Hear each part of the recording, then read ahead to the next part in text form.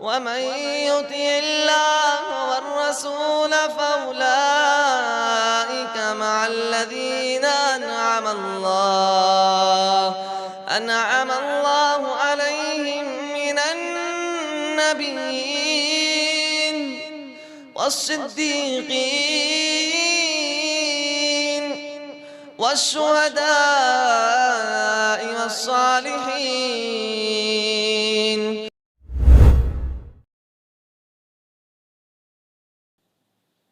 الحمد لله نحمده ونستعينه ونستغفره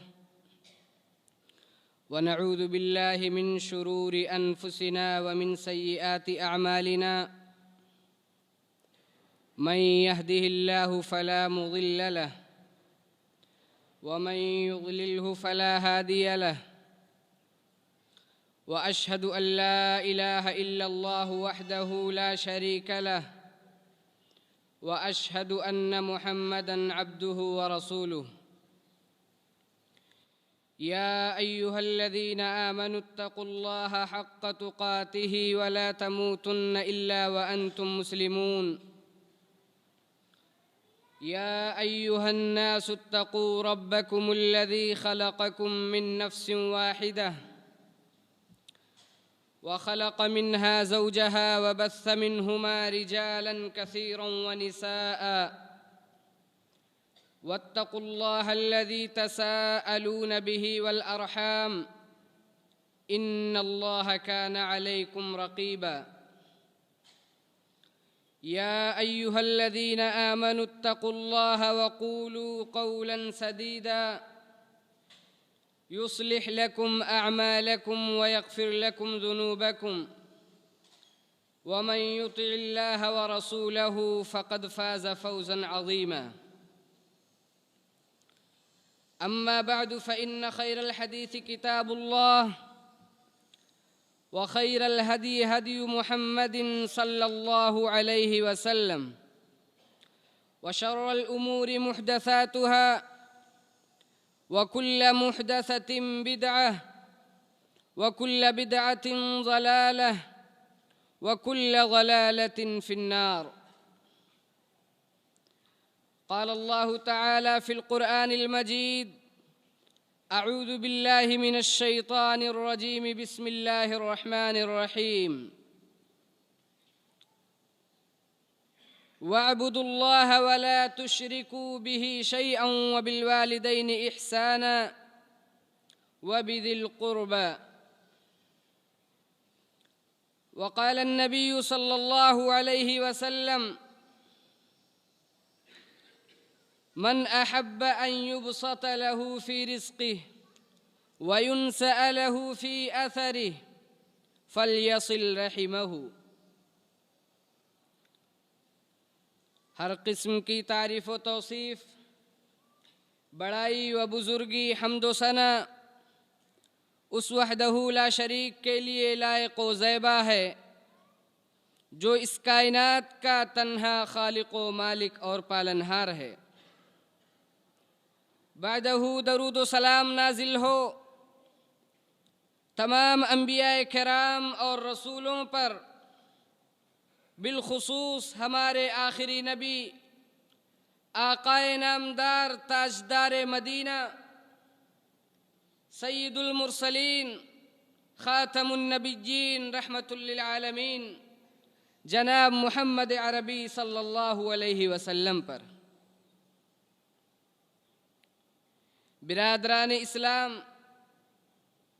اور پردہ نشین خواتین، ماؤں اور بہنوں، خطبہ مسنونہ کے بعد قرآن کی ایک آیت میں نے آپ کے سامنے تلاوت کی ہے، جس آیت کا مرکزی مضمون، جس آیت کا خلاصہ اللہ رب العالمین نے اپنے بندوں کو صلہ رحمی کا حکم دیا ہے، صلہ رحمی کی تاکید کی ہے، یہ تلقین فرمائی ہے کہ انسان کو اپنی زندگی میں اپنے رشتوں کو نبھا کر چلنا چاہیے، اپنے رشتہ داروں کے ساتھ حسن سلوک کرتے رہنا چاہیے۔ ایک مومن کی سب سے بڑی پہچان یہ ہے، ایک مومن کی نشانی یہ ہے کہ وہ اپنے رشتہ داروں کے ساتھ صلہ رحمی کرتا ہے، اپنے رشتہ داروں کے ساتھ حسن سلوک کرتا ہے۔ اللہ تبارک و تعالی نے قرآن کریم میں بہت سارے مقامات پر اہل ایمان کا تذکرہ کیا ہے۔ اہل ایمان کی ایک نشانی بتاتے ہوئے فرمایا ہے کہ وہ اپنے رشتہ داروں کے ساتھ حسن سلوک کرتے ہیں۔ اللہ رب العالمین فرماتا ہے والذین یصلون ما امر اللہ بہ ان یوصل، کہ اہل ایمان وہ ہیں، تقوی والے وہ ہیں، اللہ کے اچھے اور نیک بندے وہ ہیں جو اپنی رشتہ داریوں کو جوڑتے ہیں، اللہ نے جسے جوڑنے کا حکم دیا ہے۔ وَيَخْشَوْنَ رَبَّهُمْ، اور اپنے رب سے ڈرتے ہیں۔ وَيَخَافُونَ سُوءَ الْحِسَابِ، اور برے حساب سے ڈرتے ہیں۔ حدیث کے اندر اللہ کے رسول صلی اللہ علیہ وسلم نے ایمان کی نشانی بتائی اور فرمایا من کان یؤمن باللہ والیوم الآخر فلیصل رحمہ، کہ جو اللہ پر ایمان رکھتا ہے، یوم آخرت پر ایمان رکھتا ہے، اسے چاہیے کہ وہ صلہ رحمی کرے۔ ہمارا ایمان ہمیں رشتے کی عظمت سکھاتا ہے، ہمارا ایمان ہمیں رشتہ داروں کے ساتھ حسن سلوک کی تعلیم دیتا ہے، رشتہ داروں کے ساتھ اچھا برتاؤ کرنے کی تلقین کرتا ہے۔ اس لیے ایک مومن کو، ایک مسلمان کو اپنے رشتہ داروں کے ساتھ اچھا سلوک کرنا چاہیے۔ حضرات، سورہ نساء کی پہلی آیت جس میں اللہ تبارک و تعالی نے رشتہ داری کے بارے میں ڈرنے کا حکم دیا ہے اور فرمایا ہے وَاتَّقُوا اللَّهَ الَّذِي تَسَاءَلُونَ بِهِ وَالْأَرْحَامَ، کہ تم اللہ سے ڈرو جس کے واسطے سے تم ایک دوسرے سے سوال کرتے ہو، والارحام، اور رشتوں کے بارے میں ڈرتے رہو۔ ہمیں اور آپ کو معلوم ہے کہ یہ آیت ہر خطبہ نکاح میں پڑھی جاتی ہے، نکاح کی محفل میں اس آیت کی تلاوت ہوتی ہے، گویا اس آیت کے ذریعے یہ تعلیم دی جاتی ہے۔ اللہ رب العالمین اپنے بندوں سے یہ مطالبہ کرتا ہے کہ محفل نکاح میں جہاں دو خاندان جڑتے ہیں، جہاں ایک لڑکا اور ایک لڑکی ایک نئے رشتے میں جڑتے ہیں، اس محفل میں اس آیت کی تلاوت کے ذریعے یہ پیغام دیا جاتا ہے کہ ان رشتوں کو آپس میں مل کے رہنا چاہیے، ایک دوسرے کے ساتھ حسن سلوک کرنا چاہیے۔ شوہر کو چاہیے کہ وہ اپنی بیوی کے حقوق ادا کرتے رہے، شوہر کو چاہیے کہ وہ اپنی بیوی کو ستائے نہیں، اپنی بیوی کے ساتھ حسن سلوک کرے، اور بیوی کو بھی چاہیے کہ وہ اپنے شوہر کی اطاعت و فرما برداری کرے، اپنی بیوی اپنے شوہر کی خدمت کرے، اپنے شوہر کی بات مانے، اپنے شوہر کی غیر موجودگی میں اپنے شرمگاہ کی حفاظت کرے اور اپنی اولاد کی اچھی تربیت کرے، تاکہ یہ رشتہ برابر قائم رہے، ہمیشہ یہ رشتہ چلتا رہے، اور اس رشتے کی جو خوبصورتی ہے وہ ہمیشہ کے لیے برقرار رہے۔ حضرات، قرآن کریم کے اندر 10 مقامات پر اللہ رب العالمین نے رشتہ جوڑنے کا حکم دیا ہے۔ کہیں پر اللہ رب العالمین نے رشتہ داروں کا حق دینے کی بات کہی اور فرمایا وَآتِ ذَا الْقُرْبَى حَقَّهُ وَالْمِسْكِينَ وَابْنَ السَّبِيلِ، کہ رشتہ داروں کو ان کا حق دے دو، والمسکین وابن السبیل، مسکین کو ان کا حق دو اور مسافروں کو ان کا حق دو۔ تو کہیں پر اللہ رب العالمین نے رشتہ داروں کے ساتھ حسن سلوک کا حکم دیا اور فرمایا وَاعْبُدُوا اللَّهَ وَلَا تُشْرِكُوا بِهِ شَيْئًا وَبِالْوَالِدَيْنِ إِحْسَانًا وَبِذِي الْقُرْبَى، کہ اللہ کی عبادت کرو۔ وَاعْبُدُوا اللَّهَ، اللہ کی عبادت کرو، وَلَا تُشْرِكُوا بِهِ شَيْئًا، اور اس کے ساتھ کسی کو شریک نہ کرو۔ وَبِالْوَالِدَيْنِ إِحْسَانًا، والدین کے ساتھ حسن سلوک کرو۔ وَبِذِي الْقُرْبَى، اور رشتہ داروں کے ساتھ حسن سلوک کرو۔ اس آیت کے اندر غور کریے، اللہ رب العالمین نے سب سے پہلے اپنا حق بتایا، اس کے بعد والدین کا حق بتایا، اور والدین کے بعد رشتہ داروں کے ساتھ حسن سلوک کا حکم دیا، جس سے پتہ چلتا ہے کہ والدین کے بعد بندوں میں، والدین کے بعد سب سے زیادہ حق ہمارے رشتہ دار کا ہے۔ ہمارا رشتہ دار ہمارے حسن سلوک کا سب سے زیادہ مستحق ہے۔ ہمیں چاہیے کہ ہم اپنے رشتہ داروں کے ساتھ حسن سلوک کریں۔ حاضرین گرامی، صلہ رحمی آپس میں محبت کا ذریعہ ہے۔ صلہ رحمی اللہ رب العالمین سے تقرب کا ذریعہ ہے۔ صلہ رحمی اللہ رب العالمین کو خوش کرنے کا ذریعہ ہے۔ صلہ رحمی اللہ رب العالمین کی رحمت کے حصول کا ذریعہ ہے۔ صلہ رحمی دنیا اور آخرت کی بہت ساری رحمتوں اور برکتوں کا ذریعہ ہے۔ اللہ کے رسول صلی اللہ علیہ وسلم نے فرمایا من احب ان یبسط له فی رزقہ وَيُنْسَأَ لَهُ فِي أَثَرِهِ فَلْيَصِلْ رَحِمَهُ، جو چاہتا ہے کہ اس کی روزی میں کشادگی ہو، اس کی روزی میں برکت ہو اور اس کی عمر میں برکت ہو، فَلْيَصِلْ رَحِمَهُ، تو وہ اپنے رشتہ دار کے ساتھ اچھا سلوک کرے، صلہ رحمی کرے۔ کتنا بڑا مسئلہ اللہ رب العالمین نے حل کر دیا۔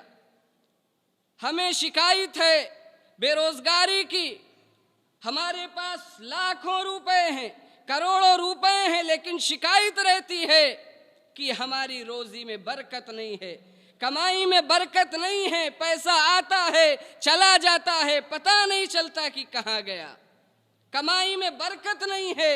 اللہ رب العالمین نے مسئلہ حل کر دیا کہ اگر کمائی میں برکت چاہتے ہو، روزی میں برکت چاہتے ہو، کشادگی چاہتے ہو، تو اپنے رشتہ داروں کے ساتھ حسن سلوک کرو، صلہ رحمی کرو۔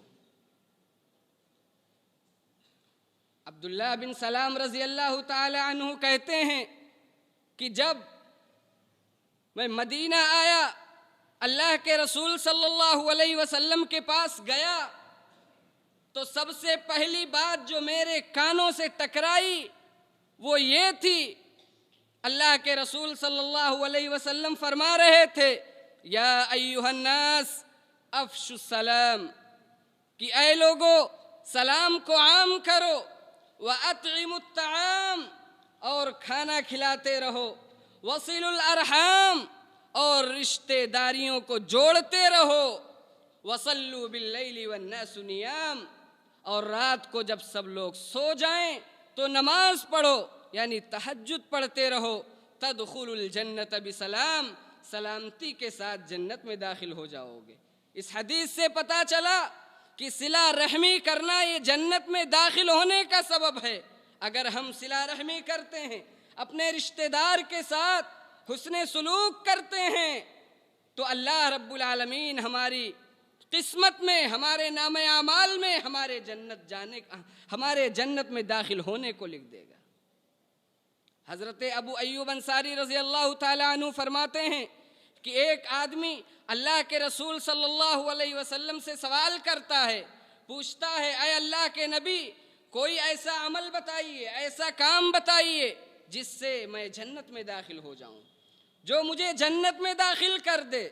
اللہ کے رسول صلی اللہ علیہ وسلم نے تعلیم دی اور فرمایا تعبد اللہ، اللہ کی عبادت کر، ولا تشرک بہ شیئا، کسی کو اللہ کے ساتھ شریک نہ کر، وتقیم الصلاۃ، نماز قائم کر، وتؤتی الزکاۃ، اور زکوٰۃ ادا کر، وتصل الرحم، اور رشتہ داروں کے ساتھ اچھا سلوک کر۔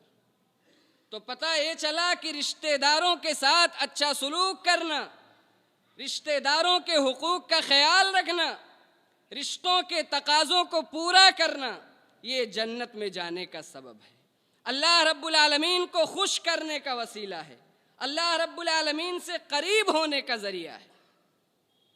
ایک طرف تو صلہ رحمی کی اتنی تاکید، اتنی اہمیت، اتنی فضیلت، لیکن ہم اور آپ ہیں کہ رشتوں کی اہمیت کو سمجھتے نہیں ہیں، ہمارا معاملہ ہمارے رشتہ داروں کے ساتھ اچھا نہیں ہے، ہم اپنے رشتہ داروں کے ساتھ اپنے تعلقات اچھے نہیں رکھتے ہیں۔ یاد رکھیے، اللہ کے رسول صلی اللہ علیہ وسلم نے وعید سنائی ہے ایسے لوگوں کو جو صلہ رحمی نہیں کرتے، جو قطع رحمی کرتے ہیں، رشتہ داروں سے اپنا تعلق ختم کر لیتے ہیں۔ اللہ کے رسول صلی اللہ علیہ وسلم نے فرمایا لا يدخل الجنت قاطع، جو قطع رحمی کرتا ہے، رشتہ داروں سے اپنا تعلق ختم کر لیتا ہے، وہ جنت میں داخل نہیں ہوگا۔ یہی نہیں بلکہ قطع تعلقی، قطع رحمی، یہ دنیا اور آخرت میں خسارے کا باعث ہے، دنیا اور آخرت میں نقصان کا باعث ہے۔ اللہ رب العالمین نے فرمایا والذین ينقضون عہد اللہ من بعد میثاقہ ويقطعون ما امر اللہ به ان یوصل ويفسدون في الارض اولئک هم الخاسرون، جو اللہ کے عہد و پیمان کو توڑتے ہیں، وَيَقْطَعُونَ مَا أَمَرَ اللَّهُ بِهِ أَن يُوصَلَ، اور صلہ رحمی نہیں کرتے، قطع رحمی کرتے ہیں۔ اللہ رب العالمین نے جس صلہ رحمی کا حکم دیا ہے اسے کاٹ دیتے ہیں۔ وَيُفْسِدُونَ فِي الْأَرْضِ، اور زمین میں فساد برپا کرتے ہیں۔ أُولَئِكَ هُمُ الْخَاسِرُونَ، ایسے لوگ خسارہ اٹھانے والے ہیں، ایسے لوگ نقصان اٹھانے والے ہیں۔ اور یہی نہیں، صرف دنیا اور آخرت میں خسارہ ہی نہیں بلکہ قطع رحمی کا بہت سارا خمیازہ انسان کو بھگتنا پڑتا ہے۔ قطع رحمی سے انسان اللہ رب العالمین کی رحمت سے دور ہو جاتا ہے، قطع رحمی کرنے سے انسان اللہ رب العالمین کی لعنت کا مستحق قرار پاتا ہے۔ اللہ رب العالمین نے فرمایا فَهَلْ عَسَيْتُمْ ان تولیتم ان تفسدوا فی الارض وتقطعوا ارحامکم اولئک الذین لعنہم اللہ۔ قریب ہے کہ اگر تمہیں حکومت مل جائے تو تم زمین میں فساد برپا کرو گے، وتقطعوا ارحامکم، اور رشتہ داریوں کو کاٹو گے۔ اولئک الذین لعنہم اللہ، یہی وہ لوگ ہیں جن کے اوپر اللہ کی لعنت ہے۔ کتنی بڑی وعید ہے کہ قطع رحمی کرنے سے انسان جنت میں نہیں داخل ہوگا، قطع رحمی کرنے والا دنیا اور آخرت میں خسارہ اٹھانے والا ہے، قطع رحمی کرنے سے اللہ رب العالمین کی لعنت ہوتی ہے، اللہ رب العالمین کی رحمت نہیں نازل ہوتی ہے۔ قطع رحمی ایسا گناہ ہے جس کی سزا اللہ رب العالمین دنیا میں بہت جلد دیتا ہے۔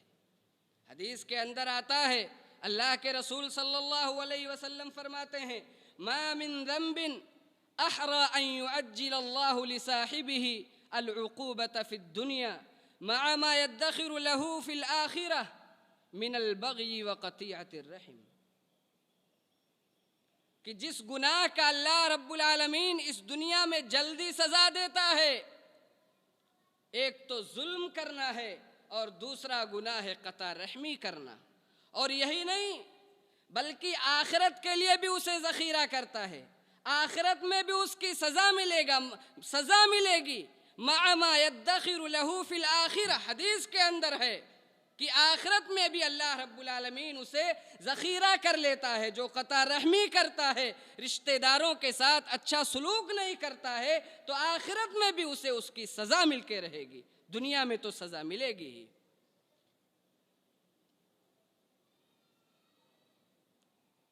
اس لیے میرے محترم بھائیوں،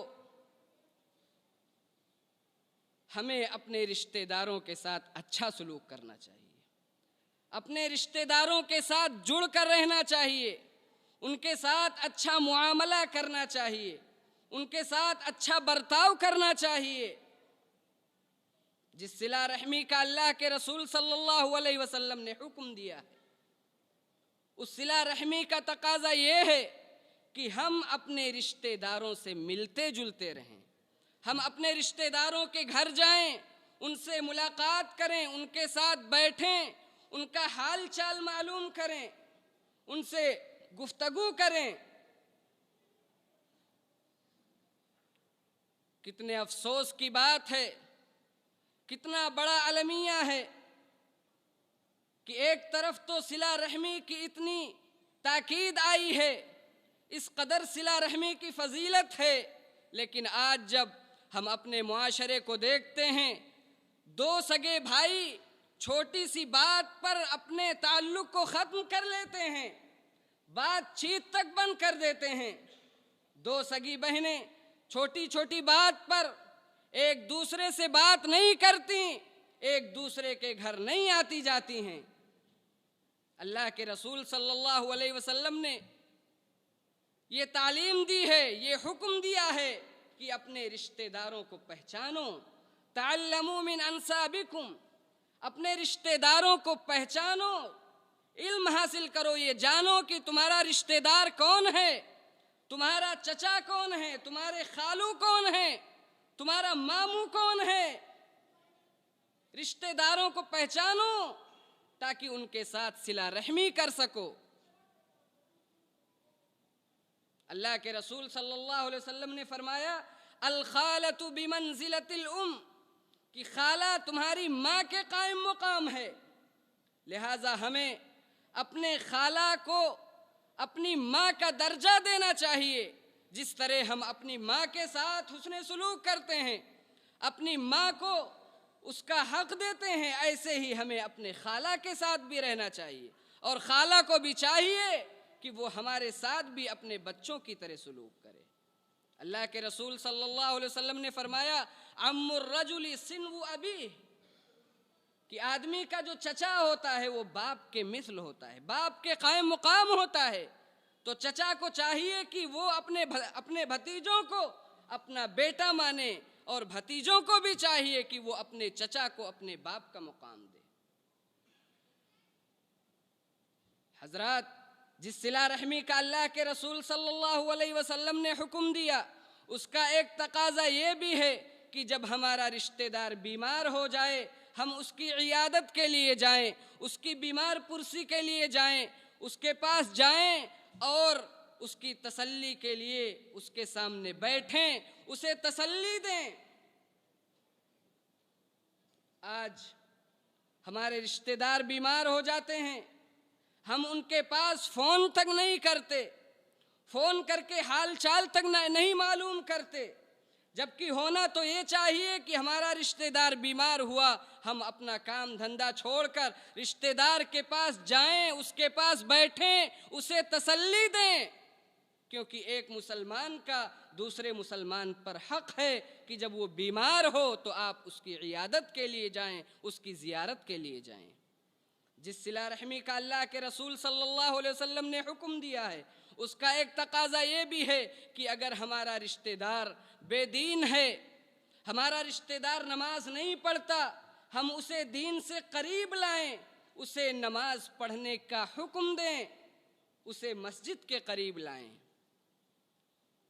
امت محمدیہ کے بارے میں اللہ کے رسول صلی اللہ علیہ وسلم نے فرمایا، اللہ رب العالمین نے فرمایا، کنتم خیر امت اخرجت للناس تأمرون بالمعروف وتنہون عن المنکر، کہ آپ بہترین امت ہو، لوگوں کے لیے نکالی گئی ہو۔ آپ کا کام کیا ہے؟ آپ کا وظیفہ کیا ہونا چاہیے؟ تأمرون بالمعروف وتنہون عن المنکر، کہ آپ لوگوں کو بھلائی کا حکم دو اور برائی سے روکتے رہو۔ کتنے افسوس کی بات ہے کہ جو ہمارا وظیفہ ہونا چاہیے، جو ہماری ذمہ داری ہونی چاہیے، ہم اس سے روگردانی کیے ہوئے ہیں۔ آج ہمارے کتنے رشتہ دار ایسے ہیں جو توحید سے کوسوں دور شرک و بدعات کی دلدل میں پھنسے ہوئے ہیں۔ کتنے رشتہ دار ایسے ہیں جو بدعات و خرافات کرتے ہوئے نظر آئیں گے۔ کتنے رشتہ دار ایسے ہیں جو بے نمازی ہیں، لیکن ہم اپنی ذمہ داری کو نبھاتے نہیں ہیں، ہم ان کی اصلاح کا کام نہیں کرتے، جبکہ اللہ رب العالمین نے ہمیں یہ ذمہ داری دی ہے اور فرمایا ہے کلکم راع وکلکم مسئول عن رعیتہ، تم میں سے ہر انسان ذمہ دار ہے اور ہر انسان سے اس کی ذمہ داری کے بارے میں سوال کیا جائے گا۔ اگر آپ کا رشتہ دار نماز نہیں پڑھتا، آپ کی بیوی نماز نہیں پڑھتی، آپ اسے نماز کا حکم دیں۔ آپ کی بیوی پردہ نہیں کرتی، آپ اس سے پردہ کرائیں۔ آپ کا بیٹا نماز نہیں پڑھتا، آپ اپنے بیٹے کو نماز کا حکم دیں۔ اگر آپ حکم نہیں دیں گے، گرچہ آپ نماز پڑھتے ہیں، آپ روزہ رکھتے ہیں، آپ بہت ساری عبادتیں کرتے ہیں، لیکن آپ سے سوال کیا جائے گا کلکم راع وکلکم مسئول عن رعیتہ، آپ سے پوچھا جائے گا کہ تم نے اپنی بیوی کو نماز کا حکم کیوں نہیں دیا، اپنے بیٹوں کو نماز کا حکم کیوں نہیں دیا۔ اسی لیے اللہ کے رسول صلی اللہ علیہ وسلم نے فرمایا ہے کہ جب آپ کا بیٹا 7 سال کا ہو جائے، اسے نماز کے لیے مسجد میں لے جاؤ، اسے نماز کا حکم دو، اور جب 10 سال کا ہو جائے، نماز نہ پڑھے، مسجد نہ جائے، اسے مار مار کر نماز کا حکم دو، اسے مار مار کر مسجد تک لاؤ، اسے نماز پڑھنے کی تعلیم دو۔ اللہ رب العالمین نے فرمایا ہے وَأْمُرْ أَهْلَكَ بِالصَّلَاةِ، کہ اپنے اہل و عیال کو نماز کا حکم دو، وَاسْتَبِرْ عَلَيْهَا، اور خود بھی اسی پر قائم رہو۔ حاضرین گرامی، جس صلہ رحمی کا اللہ کے رسول صلی اللہ علیہ وسلم نے حکم دیا ہے، وہ صلہ رحمی یہ نہیں کہ جو رشتہ دار ہم سے ملتا ہے، جو رشتہ دار ہمارے ساتھ حسن سلوک کرتا ہے، جو رشتہ دار ہم سے قریب ہے، جو رشتہ دار ہمارے گھر آتا جاتا ہے، جو رشتہ دار ہماری خیریت پوچھتا ہے، ہم بھی صرف اسی کے ساتھ حسن سلوک کریں، ہم بھی صرف اسی کے گھر جائیں۔ بلکہ اصل صلہ رحمی، جو صلہ رحمی شریعت کو مطلوب ہے، وہ صلہ رحمی تو یہ ہے کہ ہمارا جو رشتہ دار ہم سے دور بھاگے، ہم اس سے قریب جائیں۔ ہمارا جو رشتہ دار ہمارے ساتھ بدسلوکی کرے، ہم اس کے ساتھ اچھا سلوک کریں۔ ہمارا جو رشتہ دار ہمارے حقوق کا خیال نہ رکھے، ہمیں گالیاں دے، ہمیں ستائے، ہمیں تکلیفیں دے، ہم اس رشتہ دار کو اپنے پلکوں پر بٹھائیں، ہم اس رشتہ دار کے ساتھ اچھا سلوک کریں۔ حدیث کے اندر اللہ کے رسول صلی اللہ علیہ وسلم نے فرمایا کہ لیس الواصل بالمکافی، صلہ رحمی کرنے والا وہ نہیں ہے جو بدلے میں صلہ رحمی کرتا ہے، یعنی رشتہ دار نے آپ کے ساتھ اچھا سلوک کیا، آپ نے بھی اس کے ساتھ اچھا سلوک کیا، یہ صلہ رحمی نہیں ہے۔ صلہ رحمی تو یہ ہے کہ اگر کوئی رشتہ دار آپ سے کٹنا چاہے، آپ کو گالیاں دے، آپ کو برا بھلا کہے، تو آپ اس کے ساتھ اچھا سلوک کریں، آپ اس سے جڑیں، آپ اس سے قریب جائیں، آپ بھی اس سے بھاگیں نہیں۔ یہ اصل صلہ رحمی ہے۔ جس صلہ رحمی کا اللہ کے رسول صلی اللہ علیہ وسلم نے حکم دیا ہے، اس کا ایک تقاضا یہ بھی ہے کہ ہمارا کوئی رشتہ دار اگر ضرورت مند ہے، غریب ہے، ہم اس کی مدد کریں، اس کا مالی تعاون کریں، اپنے صدقہ و خیرات میں اس کے ذریعے اس کا تعاون کریں، اس کی پریشانیوں کو دور کرنے کی کوشش کریں، کیونکہ رشتہ داروں کے اوپر خرچ کرنا، ایک عام مسلمان کے اوپر اگر ہم خرچ کرتے ہیں تو ایک اجر ملتا ہے، اگر رشتہ دار ہے جو مجبور، پریشان، ضرورت مند، اگر وہ رشتہ دار ہے اس پر خرچ کرنے کا دوہرا اجر ملتا ہے۔ اور جو رشتہ دار ہم سے کٹتا ہے، جو رشتہ دار ہم سے دشمنی رکھتا ہے، اپنے دلوں میں ہمارے خلاف نفرتیں رکھتا ہے، اگر ہم اس رشتہ دار کو دیتے ہیں تو اللہ کے رسول صلی اللہ علیہ وسلم نے فرمایا ہے کہ یہ سب سے بہترین صدقہ ہے۔ افضل الصدقہ الصدقۃ علی ذی الرحم الکاشح، کہ افضل صدقہ وہ ہے، سب سے بہترین صدقہ وہ ہے جو ایسے رشتہ دار کو دیا جائے جس کے دل میں آپ کے لیے نفرت ہو۔ تو رشتہ داروں پر خرچ کرنا، جو ضرورت مند ہیں، محتاج ہیں، غریب ہیں، یہ صلہ رحمی کا تقاضا ہے۔ آج ہم اور آپ دنیا جہان میں پیسے خرچ کرتے ہیں، مسجدوں میں خرچ کرتے ہیں، مدرسوں میں خرچ کرتے ہیں، عام مسلمانوں کو دیتے ہیں، شہرت کی لالچ میں بہت ساری جگہوں پر پیسے خرچ کر دیتے ہیں، لیکن ہمارا رشتہ دار علاج کے لیے ترستا ہے، ہاسپٹل میں پڑا ہوا ہے، ہم اس کے اوپر خرچ کرنا گوارا نہیں کرتے ہیں۔ یہ ہماری اور آپ کی حالت ہے میرے مسلمان بھائیوں۔ صلہ رحمی کی اہمیت کو سمجھیے، اس کی فضیلت کو سمجھیے۔ اللہ رب العالمین نے اپنے بعد، والدین کے بعد رشتہ داروں کا حق بیان کیا ہے، جس سے اس کی اہمیت کا اندازہ ہونا چاہیے۔ اللہ کے رسول صلی اللہ علیہ وسلم کی زندگی کا اگر جائزہ لیں، مطالعہ کریں، تو آپ صلی اللہ علیہ وسلم کو آپ پائیں گے کہ آپ کس قدر رشتوں کا احترام کرتے تھے، کس قدر اپنے رشتہ داروں کے ساتھ حسن سلوک کرتے تھے۔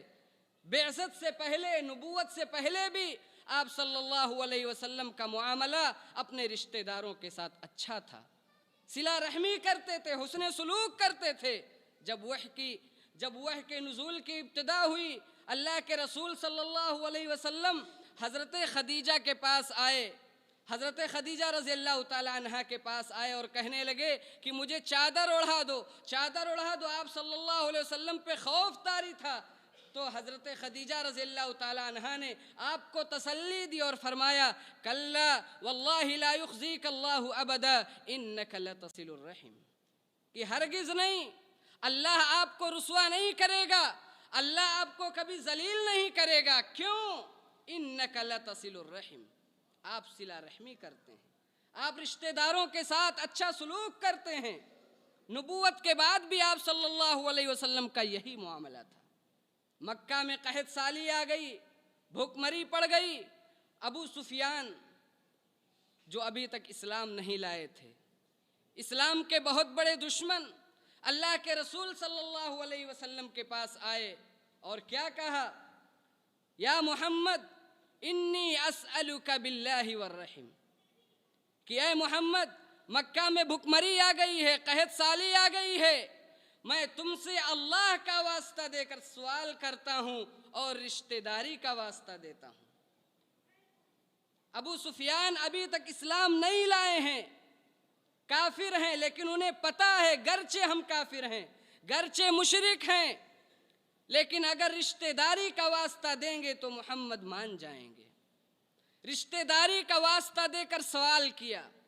اس واقعے سے یہ بھی پتہ چلتا ہے کہ رشتہ دار چاہے کافر ہو، مشرک ہو، فاسق و فاجر ہو، ہمیں اس کے ساتھ حسن سلوک کرنا ہے، اس کے ساتھ اچھا معاملہ کرنا ہے، رشتہ داری کے تقاضوں کو پورا کرنا ہے۔ دین کے معاملے میں اس کی بات نہ مانے، لیکن دنیا میں اس کے ساتھ حسن سلوک کرنا ہے، کیونکہ وہ ہمارا اور آپ کا رشتہ دار ہے۔ حضرت اسماء رضی اللہ تعالی عنہا نے اللہ کے رسول صلی اللہ علیہ وسلم سے کہا کہ میری ماں آئی ہوئی ہیں، وہ رغبت رکھتی ہیں میرے مال میں، کیا میں ان کے ساتھ حسن سلوک کروں؟ اللہ کے رسول صلی اللہ علیہ وسلم نے فرمایا سلی امکی، کہ اپنی ماں کے ساتھ صلہ رحمی کرو، وہ تمہاری ماں ہیں، گرچہ کافرہ ہیں، مشرکہ ہیں، لیکن تمہاری ماں ہیں، سلی امکی، اپنی ماں کے ساتھ صلہ رحمی کرو۔ آج قطع رحمی کی ایک سب سے بدترین صورت یہ ہے کہ ہم اپنے والدین کی قدر نہیں کرتے، اپنے ماں باپ کی قدر نہیں کرتے، ان کا احترام نہیں کرتے، ان کے ساتھ حسن سلوک نہیں کرتے، جبکہ ہونا تو یہ چاہیے تھا کہ وہ ہمارے والدین ہیں، ہمارے ماں باپ ہیں، ہمیں اس دنیا میں پیدا کیا ہے، ان کے ساتھ حسن سلوک کریں۔ اللہ رب العالمین نے تو انہیں اف کہنے سے بھی منع کیا ہے، فَلَا تَقُلْ لَهُمَا اُف وَلَا تَنْهَرْهُمَا، کہ تم انہیں اف تک نہ کہو، انہیں جھڑکو بھی مت۔ لیکن ہم اپنے ماں باپ کی قدر نہیں کرتے۔ میرے محترم بھائیوں، ایک مومن کی شان یہ ہے، ایک مومن کی صفت یہ ہے، ایک مومن کی پہچان یہ ہے کہ وہ اپنے رشتہ داروں کے ساتھ اچھا سلوک کرے۔ اللہ کے رسول صلی اللہ علیہ وسلم کی زندگی بھی آپ دیکھیے، وہ بھی اپنے رشتہ داروں کے ساتھ اچھا سلوک کرتے تھے۔ اس لیے اللہ کے رسول صلی اللہ علیہ وسلم کی زندگی کو اسوہ اور نمونہ مانتے ہوئے ہمیں بھی چاہیے کہ ہم اپنے رشتہ داروں کے ساتھ اچھا سلوک کریں۔ ہمارا رشتہ دار اگر ضرورت مند ہے ہم اس کی ضرورت کو پوری کریں۔ ہمارا رشتہ دار اگر بیمار ہے ہم اس کی عیادت کے لیے جائیں۔ ہمارا رشتہ دار اگر بے دین ہے ہم اسے دین کے قریب لانے کی کوشش کریں۔ ہمارا رشتہ دار اگر بے نمازی ہے ہم اسے نماز کا حکم دیں۔ ہمارا رشتہ دار اگر ہم سے کٹنا چاہتا ہے تو ہم اس سے جڑیں اور دل میں ذرہ برابر بھی کسی کے لیے نفرت نہ رکھیں، کیونکہ یہی صلہ رحمی کا تقاضا ہے۔ آخر میں اللہ رب العالمین سے دعا ہے کہ اللہ تبارک و تعالی ہمیں قطع رحمی سے بچائے۔ اللہ تبارک و تعالی ہمیں رشتہ داروں کے ساتھ اچھا سلوک کرنے کی توفیق دے۔ اللہ رب العالمین ہمیں ان رشتہ داروں کے ساتھ بھی حسن سلوک کرنے کی توفیق دے جو ہم سے کٹنا چاہتا ہے، جو ہم سے دور بھاگنا چاہتا ہے۔ آمین۔ تقبل یا رب العالمین۔ سبحان ربک رب العزت عما یصفون وسلام علی المرسلین والحمد للہ رب العالمین۔ لا